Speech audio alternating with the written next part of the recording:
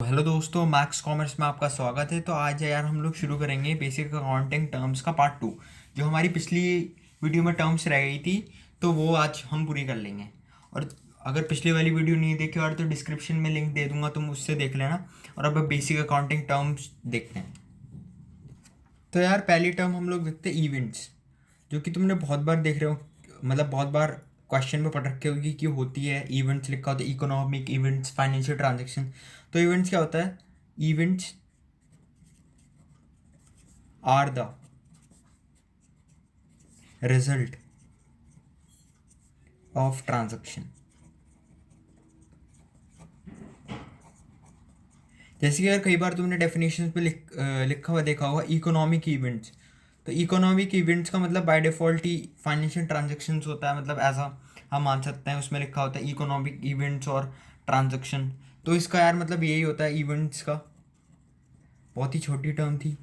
तो अब यार हम लोग, ये तो हमारी पूरी हो गई है इवेंट्स। अब हम देखते हैं एसेट्स, जो कि बहुत इंपॉर्टेंट है। मतलब वो इतनी इंपॉर्टेंट है कि उसको करके ही जाना है एग्जाम में, उसको छोड़ नहीं सकते किसी भी कीमत पे। तो एसेट देख लेते हैं यार। तो एसेट क्या होता है? A resource.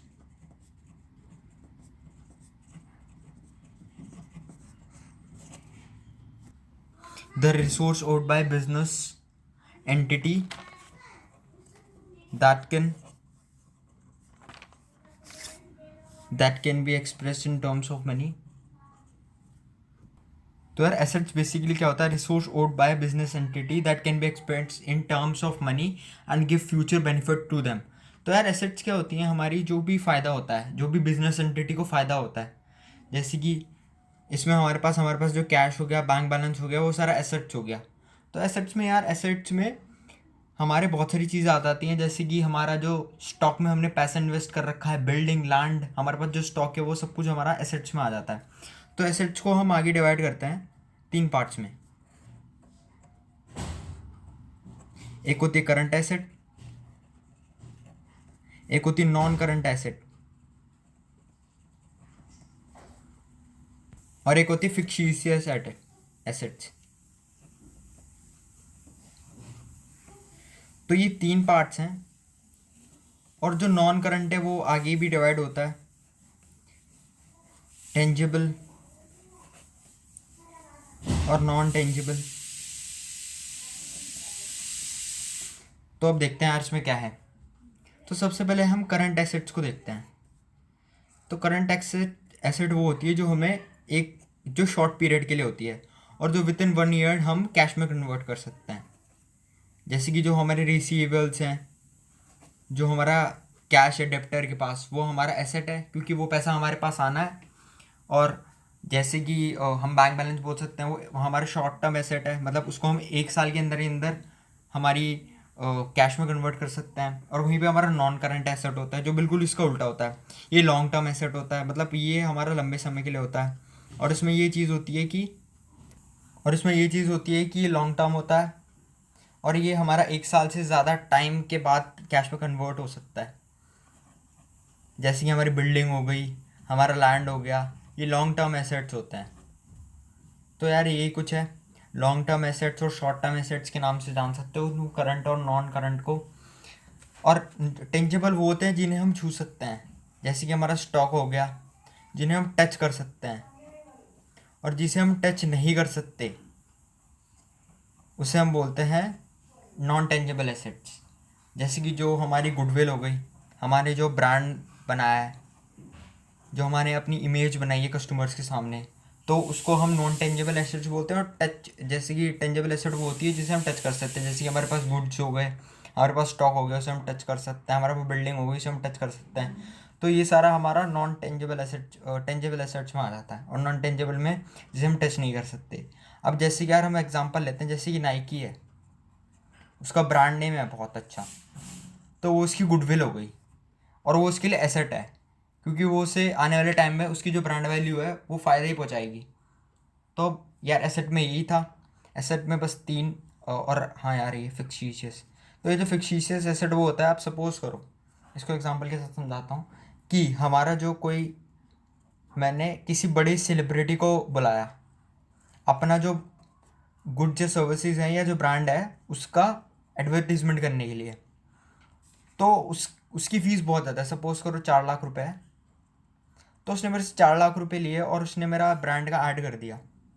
तो ऐड करने के बाद क्या होता है, उसने जब मेरी ब्रांड का ऐड करा तो वो एक्सपेंसिव था, पर अगर उसका जो ऐड है वो सेलिब्रिटी है, तो उसने मेरी चीज़ का ऐड करा है, तो इससे मेरे बिज़नेस को आने वाले टाइम में फ़ायदा मिलेगा, क्योंकि इतने बड़े सेलिब्रिटी से मेरे जो गुड्स एंड सर्विसेज और ब्रांड है उसका ऐड हुआ है। तो इसलिए इसे फिक्शियस एसेट बोलते हैं, क्योंकि इसका फ़ायदा हमें आज नहीं मिलने वाला, हमें आने वाले टाइम में 1 साल 2 साल में मिलने वाला है। तो उसको फिक्शियस एसेट बोलते हैं। तो अब हम यार दूसरी टर्म देखते हैं, इसका नाम है GST। ये तो यार तुमने बहुत ही बार देखा होगा। GST क्या होता है? Goods and service tax.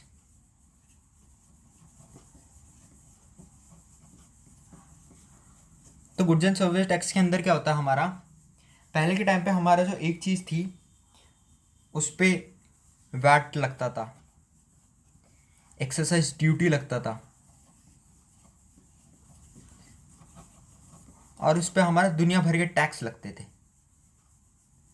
तो इन टैक्स को हटाने के लिए मोदी जी सरकार के टाइम पे हमारा GST इंट्रोड्यूस हुआ।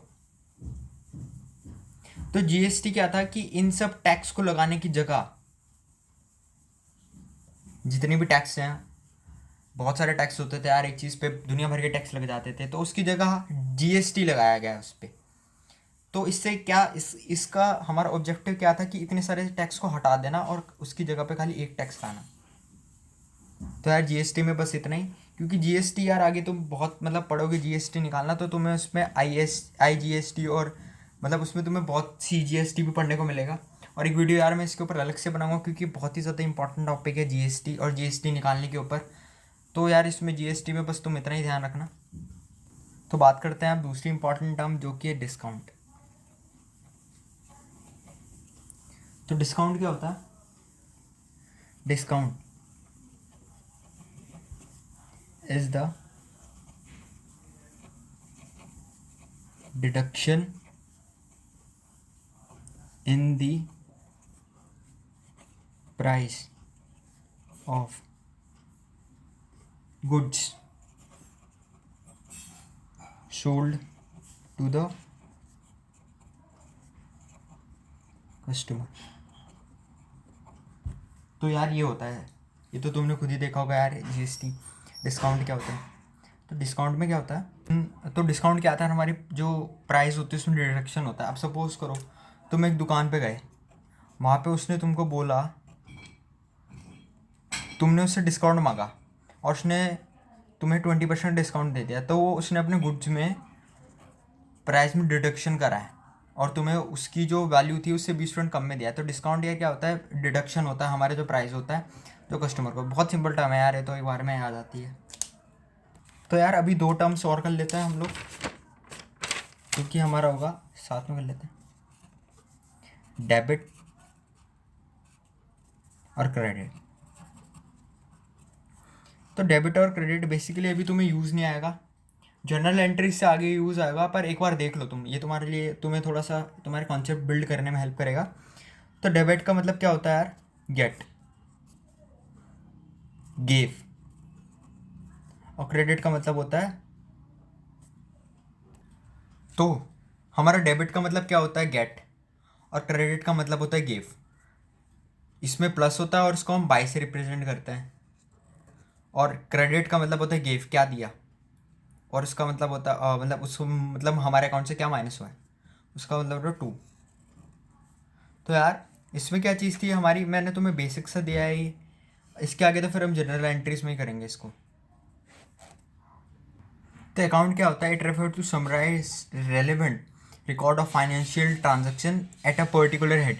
तो इसमें क्या होता है यार, अकाउंट जो होता है हमारा, उसमें हमारा एक समराइज्ड रिकॉर्ड होता है फाइनेंशियल ट्रांजेक्शन जो हमने की होती हैं। एक जो टी शेप अकाउंट होता है हमारा डेबिट और क्रेडिट वाला, तो उसमें हमारी सारी इंफॉर्मेशन ये अकाउंट की होती है। तो अकाउंट यार इसे बोलते हैं, बस इसकी डेफिनेशन करके चला जाना, हो जाएगा तुम्हारा। अब हम दूसरी टर्म देखते हैं, लास्ट की 2 टर्म्स, सॉल्वेंट, इंसॉल्वेंट। तो 2 टर्म्स देखते हैं ये साथ में, रिलेटेड है। तो सॉल्वेंट यार वो होता है आदमी जिस पर्सन से हमें अपना पैसा वसूलना होता है। मतलब जो हमारे पैसे, सपोज करो 2 बंदे हैं, इस आदमी ने इससे 500 रुपीज़ बोरो करे, तो बोरो करे इसने 500 रुपये। तो 500 रुपये बोरो करने के बाद फिर ये बंदा इसे आने वाले टाइम में पैसे देगा। अगर इसकी अगर ये फाइनेंशियली सही रहा। पर अगर ये सपोज करो बैंकरप्ट हो गया, ये सड़क पे आ गया, इसका बिजनेस चौपट हो गया, तो ये इंसॉल्वेंट में आ जाएगा। तो सॉल्वेंट यार बेसिकली क्या होता है, जो हमारा पैसे देने के लायक हो, या मतलब जो दे सके। अब अगर इस आदमी के पास पैसा हो तो ये इसको देगा, ये थोड़ी है कि इसके पास पैसा ना हो तो ये दे देगा, ये नहीं दे सकता। और इंसॉल्वेंट क्या होता है, जिस पे बंदा बैंकरप्ट हो जाता है। तो यार इंसॉल्वेंट और सॉल्वेंट तो तुम समझ गए होगा। मतलब सॉल्वेंट वो पर्सन होता है जो पैसा दे सके मेरा, और इंसॉल्वेंट होता है जो नहीं दे सकता किसी कारण से। तो यार इसमें बहुत बेसिक सा तुम्हें अकाउंट्स की टर्म्स के बारे में बताया कि अकाउंट्स में क्या क्या होता है टर्म्स। तो इसी के साथ यार ये वीडियो ख़त्म करते हैं और मिलते हैं हम अगली वीडियो में। तो गुड बाय फ्रेंड्स।